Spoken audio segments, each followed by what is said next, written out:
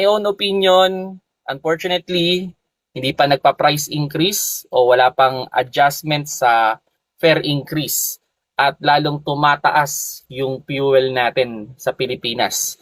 So unfortunately, imbis na pataas sana yung kita ng mga TNBS driver, parang pababa pa. So kung malaki ba yung kita, unfortunately, yung fare matrix natin ay para sa pang minimum wage lang. So yun yung opinion ko dyan. Ikaw, Butter Husband, tingin mo, malaki ba yung kita ng TNBS driver this 2026 o lumalaki ba yung kita ng TNBS driver this 2026? Ngayon kasi 2026 talaga, mali talaga ang kita ng TNBS driver. Dahil nga dyan sa gasolina talaga, ang pinaka main factor. And then doon sa nagtataasan yung mga bilihin, nagtataasan yung mga maintenance ng sasakyan. So idagdag mo pa dyan, syempre may mga binabayaran tayo, yung mga BIR, yung mga insurance ng ating sasakyan. Talagang yung kung kita yung pinag-uusapan, mali talaga ang kinikita ng TNBS driver. Lalo na ngayong 2026. Actually, yung mga driver na namamasada, kami yung unang naapektuhan nung pagtaas ng fuel. Nung nagkaroon ng gera, kami yung unang tinamaan yan. Kasi pag-increase pa lang, instantly pagkarga sa amin, ginamit namin. Within the day, ramdam na namin kagad yung yung price increase ng fuel Kumbaga sa amin, naapektuhan kami dati. Na halimbawa, ako personally, kung dati sa maghapon, like 12 hours, pwedeng nagkukonsume ako ng mga 1-2. Ngayon, halos yung 1.6 nga, nag-aalanganin na. Minsan 1.8 pa. Ikaw, Butter Husband, magkano ba yung dati mong gas? Tapos ngayon, kung i-compare mo sa ngayon, magkano yung gas mo? Dati, so kunyari, magpagas ako ng 1,000 pesos, pwede na yan kumita ng 3,500, so 3,000. So depende sa traffic. Pero ngayon, yung halos kalahati yung napupunta sa gas. For example, kumita ka dyan ng 4,000. Sabihin mo na mahaba yung oras mo. So yung 2,000 dyan, sigurado yan, ilaan mo na yung sa gas.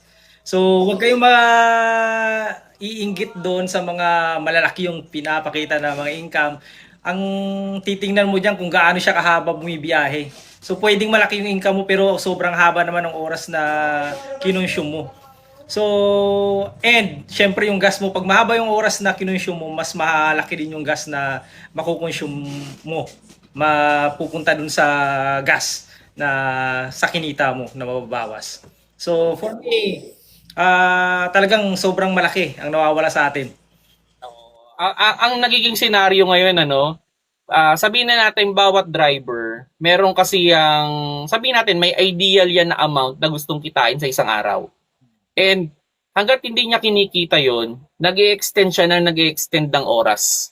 So ganun kasi yung senaryo natin Halimbawa, way back then, pwedeng yung 1,000 para sa driver, 1,000 a day, kinikita lang nila yon in, pwedeng halimbawa, sabihin na natin in 10 hours. Pero ngayon, dahil hindi na kaya doon sa 10 hours, ginagawa na nilang 12 o 14 hours. So ganun kasi yung sistema dito Although, yun naman yung maganda dito, no? Kumbaga, yung sipag mo, yun naman talaga yung binabayaran sa'yo. Pero, yun nga, kung may target ka na amount na gustong kitain, kailangan mo mag-extend ang oras kung sakaling mga nagmamahal yung mga expenses mo. Like nga yan, for example, yung fuel na nagtataas, until now, nagtataas pa rin, bumababa, tumataas. So, yan yung talagang isa sa everyday kasi namin kinukonsume. Actually, yung isang full tank na yan, swerte nang umabot ng 2 araw yan. Usually, isa't kalahati lang yan pagpukpukan yung biyahe natin. Yan. So yan naman yung idea ng related doon sa kung malaki ba yung kita. Pero ito yun nga sabihin na nating syempre marami pa rin gustong pumasok 'di ba? At nakikita kasi nila minsan may mga nagpo-post nga daw 7,000 a day. Yun ang laki nga naman, 'di ba? Kung 7,000 a day. Pero tingin ko naman kaya naman kung tutusin. Pero roughly, naswertihan mo nung araw na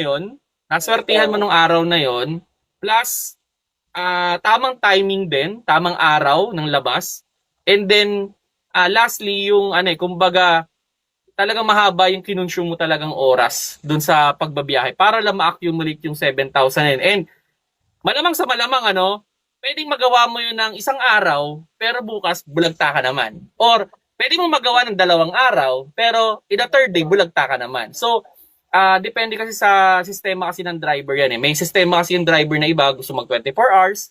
Meron namang driver na gusto 12 hours, 12 hours lang. So, depende kasi dun sa kanilang ginagawa, no? Pero, tingin mo, Butter Band, yung 7,000, itanong ko muna sa'yo, magkano ba yung pinakamalaking total na kinita mo in one day online?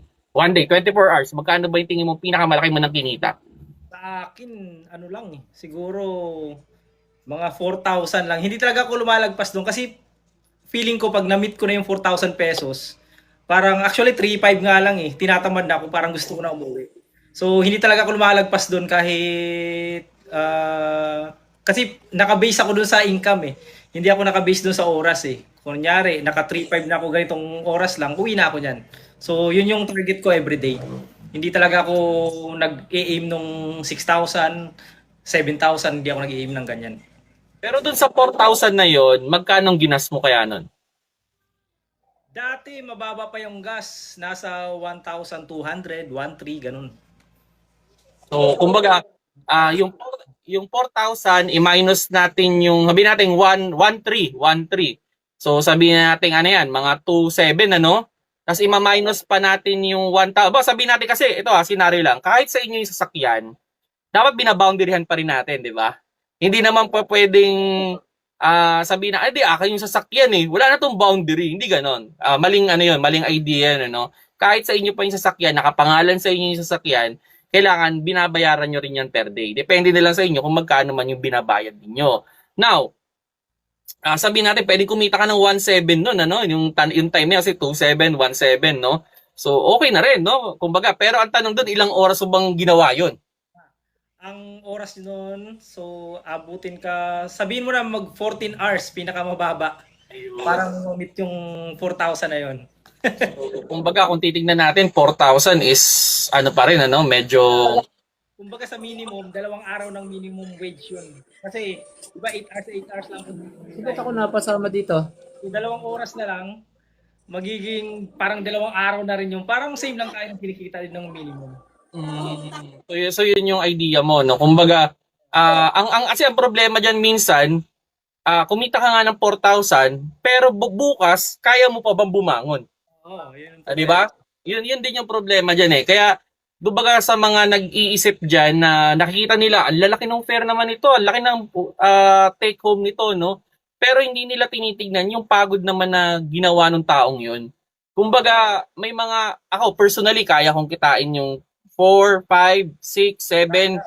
Oo, pero iba yung effort na nilalagay ko. Iba yung concentration, iba yung dedication talaga. Kayang kitain, yes.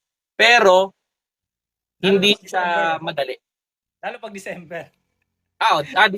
December given na yan. December kayang-kaya naman talaga. As far as I know, pinakamalaki ko yata is umabot ako ng mga 10. Laki, no? Yan yung may mga laban pa. Ayun. Pag may laban, talagang ganun yung sistema natin. Medyo nandun tayo sa range ng minimum na yung mga 6. Pero kung tutusin, kunyari kumita ka ng 1,700, pag iniisip mo yung minimum wage, kunyari 700 per day, for 8 hours yun. So, pag 16 hours din sila, so ibig sabihin 1,400 din yun. Parang hindi lang tayo nagkakalayo eh. Yun nga yung idea, no? Kasi ano rin eh, kasi parang OT mo rin talaga yun eh. Yun. Kaya yun nga, yung fare matrix natin ay naka-base doon talaga sa minimum wage. Unfortunately, yun yung sad reality. So yun nga, Paps, no? Sana nakakuha kayo ng idea kung malaki ba talagang kita sa TNBS. Ito, pinag-uusapan namin ni Butter Band, nasa tabi ko. At yun, sana may nakuha rin kayong idea. Hindi ito to discourage everyone, else maging knowledgeable kayo regarding sa TNBS. Kung nagustuhan niyo yung video, pakilike na lang mga Paps.